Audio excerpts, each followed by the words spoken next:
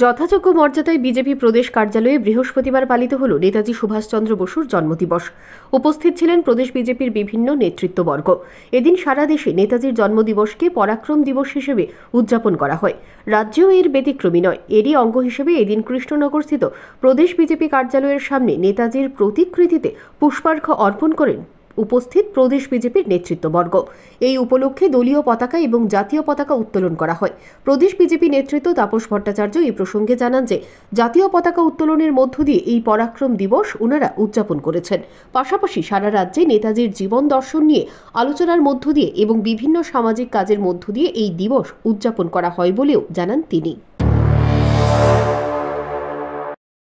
আজকে 23শে জানুয়ারি আমরা জানি নেতাজি সুভাষচন্দ্র বসুর 128তম জন্মদিন।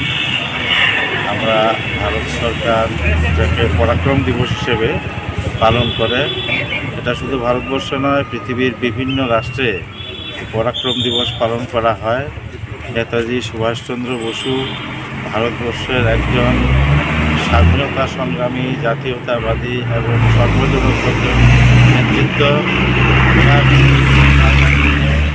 ভারতবর্ষের প্রতিটি মানুষ ওনাকে আজকের দিনে সম্মান জানান এবং বিভিন্ন কর্মসূচির মাধ্যমে নেতাজি সুভাষচন্দ্র বসুকে স্মরণ করা হয়। বিভিন্ন জায়গাতে বিভিন্ন ধরনের সামাজিক কাজের মাধ্যমে আজকের দিনটা উদযাপন করা হয়। আমরা এখানে আজকে জাতীয় পতাকা উত্তোলনের মাধ্যমে ওনার প্রতি সম্মান